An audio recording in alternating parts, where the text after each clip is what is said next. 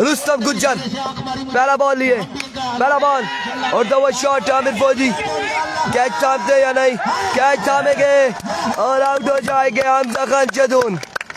जीत गए थे, ये जीत गए थे, 5 छक्के लगा के जीते थे।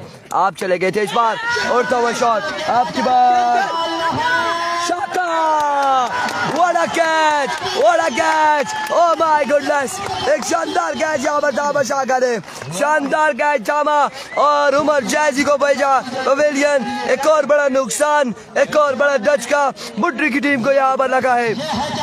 अभी को राशिद गुज्जर अपने बॉलिंग के निशान से दौड़े आए, एक्सीलेंट डिलीवरी। इस असला में रन यहाँ पर मिल जाएगा बाय का एक रन, एक बॉल बाकी, 45 मजमुआ हो चुका है।